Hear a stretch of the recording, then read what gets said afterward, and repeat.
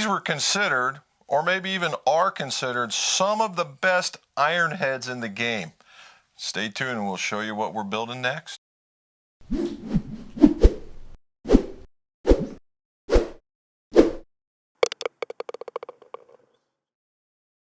Welcome to the Mid-Golf Shop. Jim McCleary, most awarded certified club maker, club fitter, where we talk about club repairs, club reviews, and club fittings. We are back to boxes to builds, and here we are on the 9th of December making golf clubs in Ohio, and it is awesome. Thank you guys for sending your stuff in. This is one that I've really been interested in and knowing to actually see one up close and personal.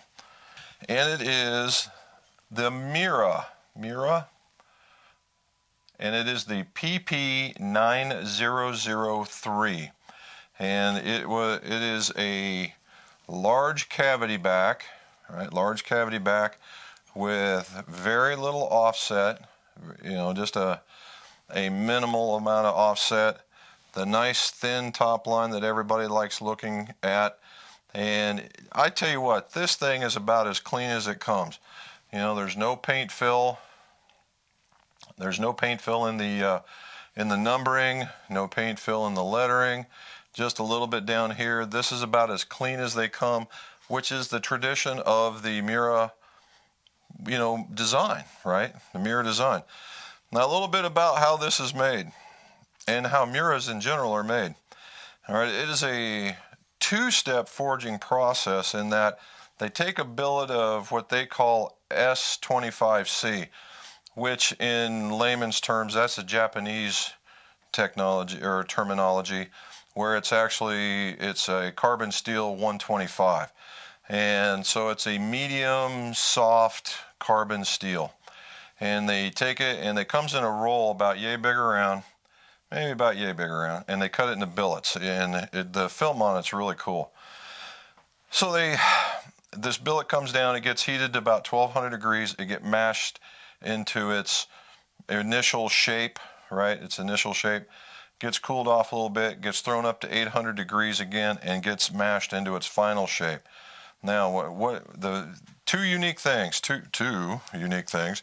is that when it's initially molded, it stops like right about here or here, right in this area right here. It stops there.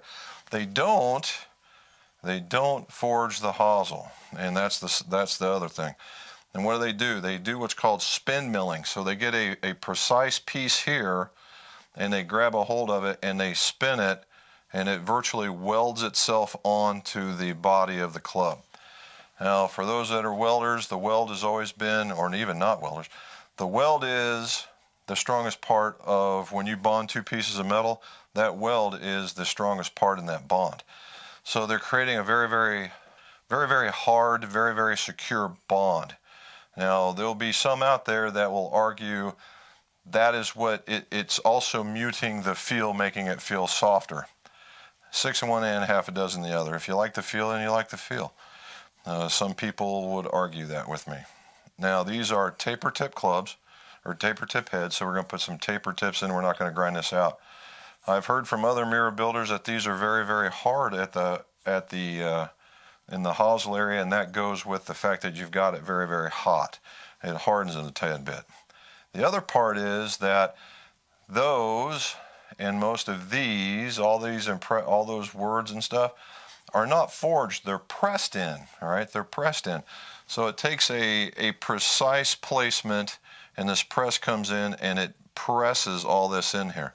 Presses the numbers, it presses the lettering, it presses all that stuff. It's a press, not part of the forge process. So in their terms, it gives them a little more precision. Okay, that's what it is. So what is the pass? It's a PP003. So what does that mean? It's passing point. I believe it was around 2014 when these guys came out. It was their first, really escapade into larger cavities, more forgiving type stuff. And it was just about this time where Mr. Mira or Mira-san's kids were taken over, and this was probably came out of their teamwork as opposed to Mira himself. And so what you get is a nice, after it's been finished and polished, or it'd be just as part of it. It's sandblasted in there to give it a different, a contrasting appearance, and then all this is finished off. It looks really, really good. 9 times out of 10 there'll be paint. In fact, it's all clean in there. So it's been cleaned up quite a bit. So it's a good looking head. It's got a bit of a high toe on it with a bit of a point. It's more accentuated that way, right there. High toe, more of a point. Some weight down at the bottom. And the lofts are a little bit more modern, where you have a 25-degree 5-iron, and you have about a 50-degree A-wedge. So, you know, not too bad. You still get around the course just fine. So in concert with Mira, everybody says that they're soft, right? They're very, very soft. They're very, very precise. And I just weighed these, and they're virtually 7 grams apart, maybe plus or minus a half of a gram. So yeah, they're right on the money. So we're really good there. What we're going to put in these little pieces of art are KBS shafts. Now this is what I would call the black chrome, right, or the smoked color chrome. If you can see right in there, that's where it ends.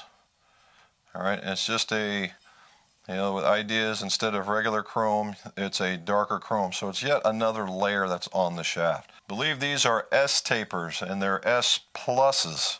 All right, so this is for a guy that can bring them around pretty good. Now normally these hunt in about the 125 to 128 range, and I measured these guys out, and they were between 126 and 129. There's a 3-gram variance in them, and when you're talking swing weight, it's about plus or minus a half or a one, about plus or minus a half of swing weight, so not too bad. And finally, and these are becoming some of my favorite grips, at least to install, I do like the look and the feel, is the Golf Pride Z grip.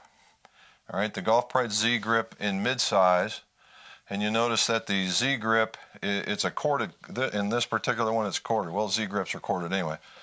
It's a corded grip, so it's very firm. It's not overly aggressive, but it probably will be once you start wearing it, because it's corded. All right, once you start wearing it, the cords start popping out and you get a little bit more grip. So going to California, you know, you get into some of the hotter time frames, it's probably a pretty good choice.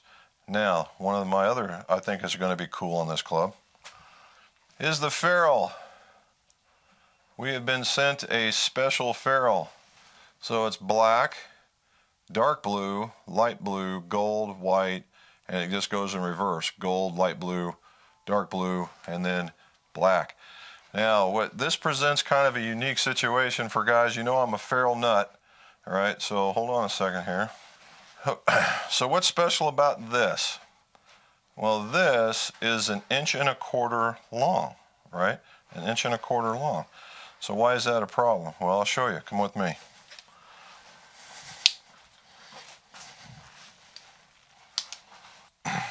All right, so I just got you at the top to show you. Most belts anymore are 1 inch wide. All right, they're 1 inch wide.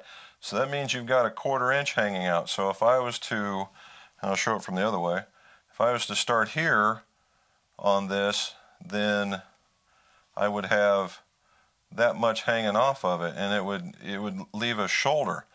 And we're not about that here, right? We want to make it nice and smooth. So the question is, how do we get this shaped without really destroying this? Because virtually what these are called beauty rings, and they're individual rings that are pressed or glued together in order to form that particular shape. And they tend to, if you notice, there's not much of a taper at the end because they're all the same width.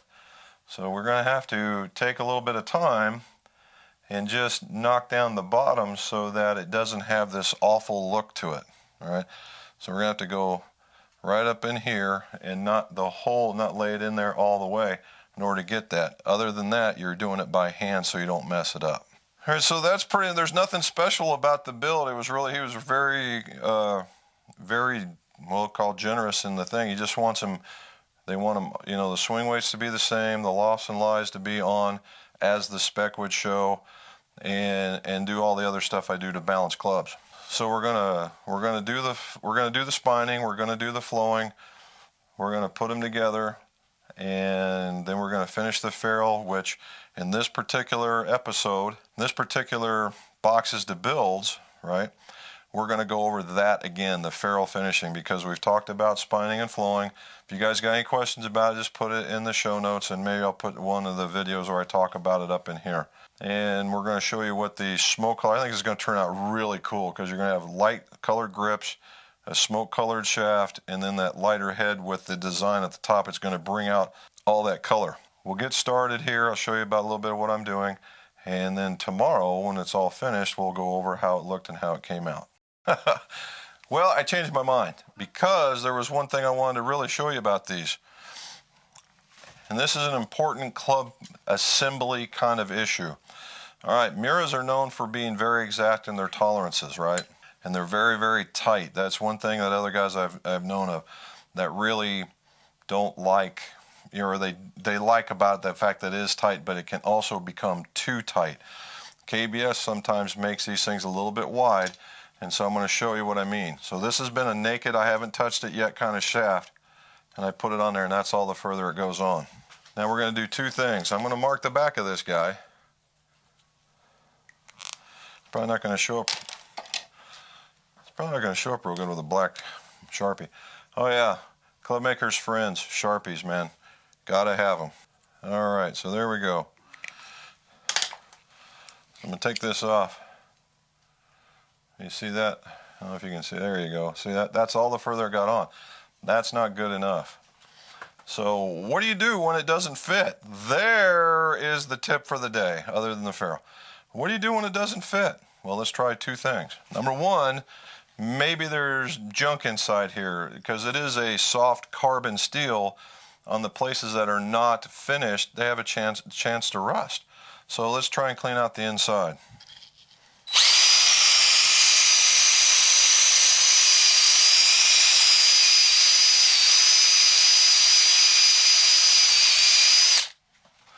Let's see if that got us anywhere.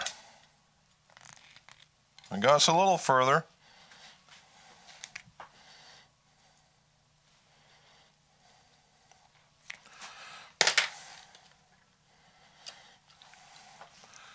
Now just cleaning it out got us about another 1/4 of an inch.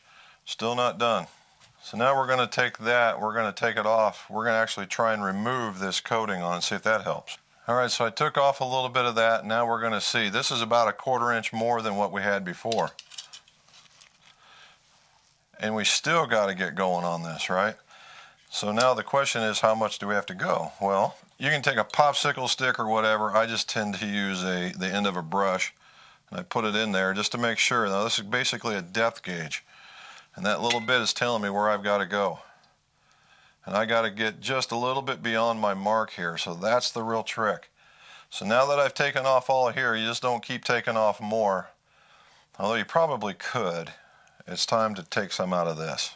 What I did, we sanded this down nice and good. We took the chrome, the black chrome polish off, and made it so it was very, very clean. We brushed this guy out, and we got a little bit more. And then what I did is I took a drill bit, a 23/64 drill bit, and I went in there and I tried to remove any kind of, you know, it might be a burr or any, you know, loose something that might be in there. It's a shot in the dark, because normally when you hit with the brush, it's good. And we saw we made a little bit of progress. However, it stopped. So right then and there, I am now forced into reaming. Now, this is taper tip, so is this. If I ream it all the way down, I basically take the taper out of it, and I could put an adapter on it, but that ruins the whole idea of what we're trying to accomplish. So what we were getting caught on was up in here, not up in here. So what I did was I reamed it out just enough. I'd say maybe quarter of an inch to 3/8, and now I get this. And I get a nice tight fit now in there, and everything's in there. Now, why do we do something like that? All right, what holds us together is the epoxy, right? The epoxy does all that. And thick epoxy, you know, you want to get that epoxy in there thin thick epoxy just has the tendency to break and shear. So when you get these guys that, oh, I'll just put more epoxy in to hold it in there. No, you're asking for failure.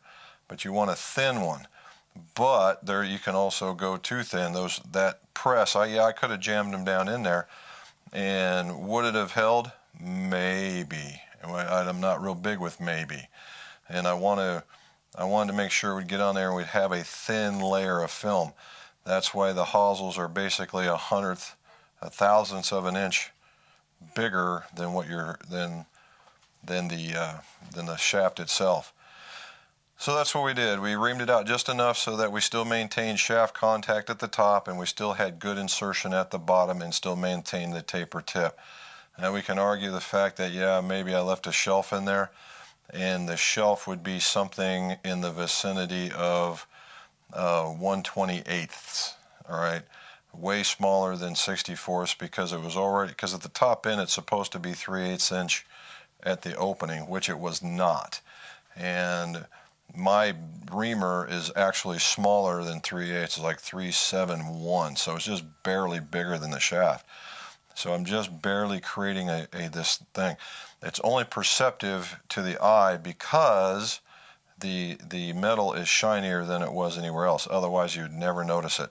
Do I think it's making a shear point? No, not for this particular instance at all. You saw how it would fit, and it didn't go and fit, and it fits better now. So that's why we did that. So here you go, Kai. It's on. We're going to assemble them, and we're going to show you what's going to happen tomorrow.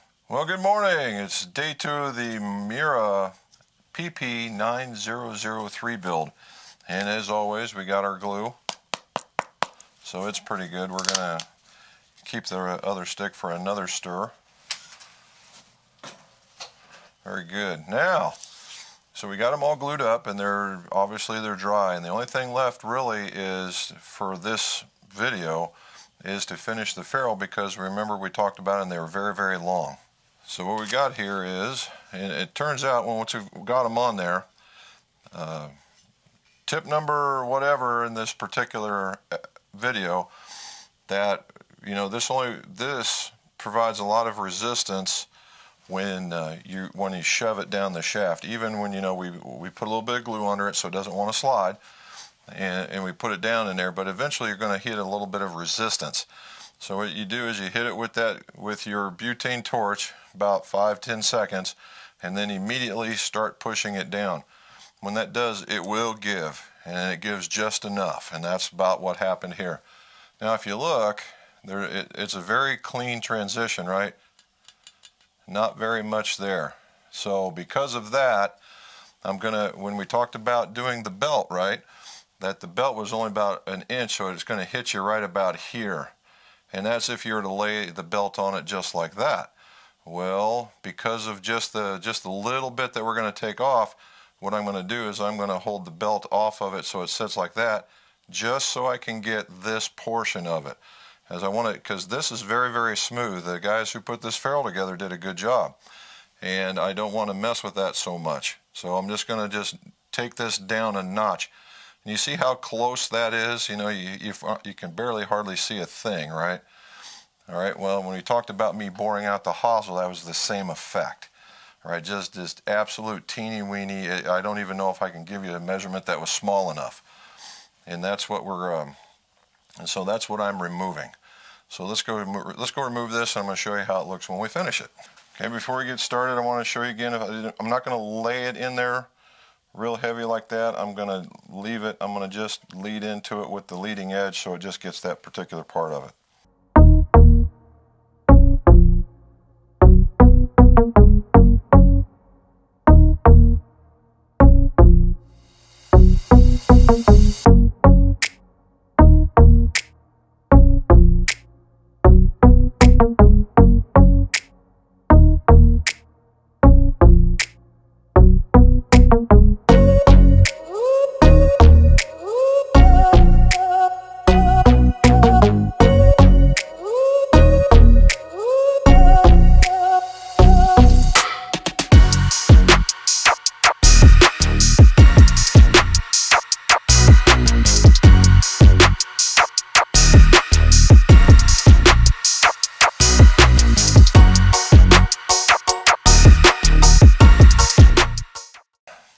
you saw it only took a couple of turns with the felt belt and the machine. Again, remember the machine is a 1x42 belt, and it runs at 1800 RPM, and that's the kind of speed that you want to be able to have that kind of control. Now we're going to make it shiny. I've got my paper towels. I cut in about 2-inch squares. I've got it soaked with the acetone, and you know, I've been protecting this dark chrome the whole time. I don't think I really need to, but just in case, right? Just in case. And it's just a real quick back and forth like that. It makes it instantly look shiny. All right, instantly shiny. But we're not done. I'm going to do all the rest. I'll be right back, and then we'll get to the very last step. All right, back in the last part of it, you saw where we put that on there, and we're just going to put a nice coat of wax on. We're going to put a nice coat of wax on this after we did all that, just to make sure that it stays that shiny.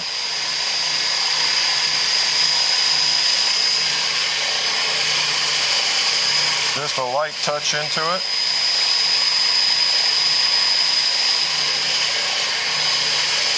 And it gives it that last bit of protectant. This wax is very, very strong, and it's more of a polish than anything else, and it just makes it harder. I think the last bit of what it does is, you know, we went this way with we went this way to get it cleaned up, and then we went this way to take off some of those marks. Now we're going back this way just to keep it smooth.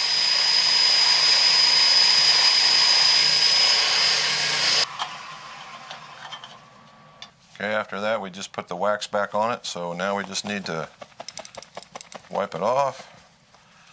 Get it off of the bottom here. Good wipe down. And there you go. And give it my last inspection. This towel is actually very fuzzy. There we go. Not bad, huh? Alright. Alright, so the Mira is a single billet forged for the most part on the head, and then with a spin milled hosel. And we put them into a smoke colored shaft from KBS, which looks very, very cool, I must say. What I'm finding is once we put a coat of wax on it, it'll look extraordinarily good. Initially it's showing up a lot of fingerprints right now, but I think that might be because of the stuff that's on the outside. The passing points are very nice. You know, if you're a good player looking for that little bit of forgiveness, the passing points certainly fit that bill because of the thin top line and the low amount of offset that it has. And it has, I won't call it distance iron lofts. It doesn't have distance iron lofts, so you should be okay there. You know, it's going to be player's irons lofts, right, with a 25 degree 5 iron. So you're right in that, you know, the area, because they're starting to get even stronger now. And then we're going to put the Zgrips on it to give it that just look, and you're going to be seeing that now. So I think it turned out very, very well. And as you're looking at it, I'm going to pop up the numbers that we got when we were there, and I suspect that everything will be within one swing weight point, and that all the frequencies will be very, very close, and everything else should be good to go. So if you're looking at it and you want some of these builds like this to happen for your clubs, you can contact us at clubmaker@mcgolf.net or mcgolfshop@roadrunner.com. and we can help you with your build and discuss what it is you may need, that kind of stuff. And as always, let's see your scores go low.